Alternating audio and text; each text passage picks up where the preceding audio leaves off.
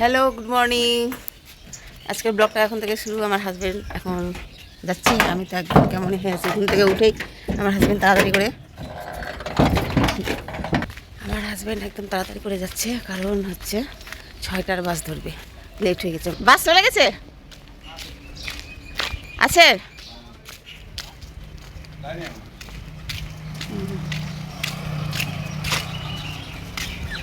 বাপ দৌড়াতে দৌড়াতে তুমি আসলা।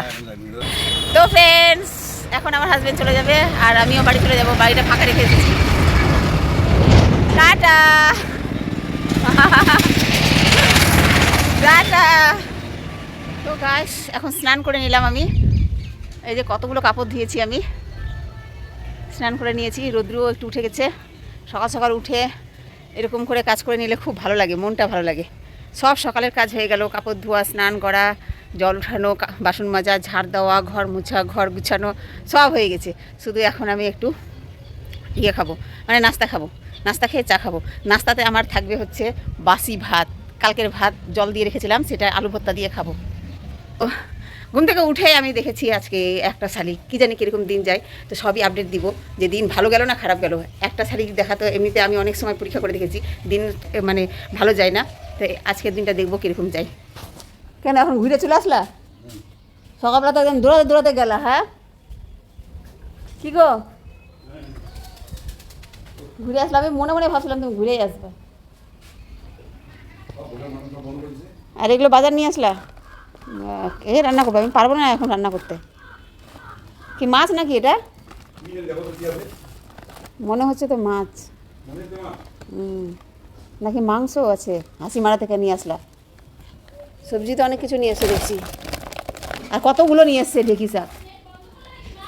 না, ঢেঁকি শাক কতগুলো রান্না নিয়ে এসছে। এতগুলো লাগে ঢেঁকি শাক? হ্যাঁ, এতগুলো ঢেঁকি শাক কী করবো? ঢেঁকি শাক নিয়ে এসেছে। তারপরে হচ্ছে ঝিঙ্গা, আরও ঝিঙ্গা আছে, এখানে রেখে দিই। পটল, করলা, আদা রসুন। তো বেলা করে আমি এই মাছ রান্না করব? হ্যাঁ, এত বেলা করে? বাড়িতে যা আছে সেটাই খাও। কি বলো?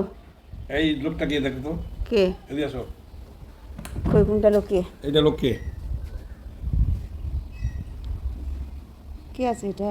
কে? এটা লোক না তো, বাচ্চা দেখছি। বাচ্চা দেখছো? হ্যাঁ, সাদ্দিক মিয়া। ওইটাই তো সাদ্দিক। সাদ্দিক মিয়া। সাদ্দিক মিয়া স্কুলে পড়ে? হ্যাঁ, এটা আমার নাতি। নাতি? হ্যাঁ, নাতি। বাবা, স্কুলে যায়। এটা লোক কেন বলছো? লোক তোমার মতন বুড়া নাকি? হ্যাঁ, আই দেখো না, তোমার মতন বুড়া। আই যেটা কোনায় বসছি কেমন করে। সাদ্দিক? হ্যাঁ, সাদ্দিক কি স্টাইল কাদাই দিয়ে আর দেখো কতটা দিচ্ছে। মিস্টার কম নাই তোমার নাতির। হ্যাঁ, আর তুমি লোক বানিয়ে দিছো। তুমি বুড়া হয়ে গেছো আর ওকে লোক বানিয়ে দিচ্ছ না? এইদিকে দেখো, এই যে একটা মেয়ের সঙ্গে ফটো উঠিয়েছে। হ্যাঁ, দেখো না এদিকে। ওই স্কুলে যাচ্ছে, কোথায় কোথায় দিছে ফটো। স্কুলে যাচ্ছে, এই যে ভিডিওটা কি আছে? ভিডিও স্কুলে যাচ্ছে, একটা মেয়ের হাত ধরে দেখো স্কুলে সেই যাচ্ছে। কিউট। ওয়াও ওয়াও ওয়াও, সেই তো।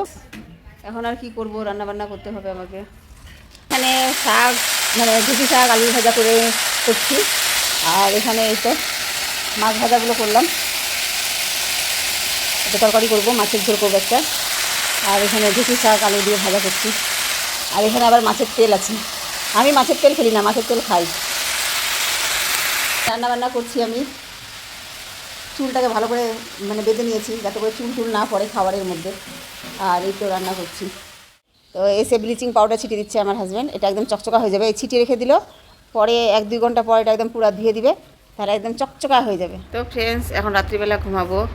আর আমি সকালবেলায় বলেছিলাম যে একটা শালিক দেখেছি, দিন যে কেমন যাবে, কিন্তু পুরা দিন খুব খারাপ গেল।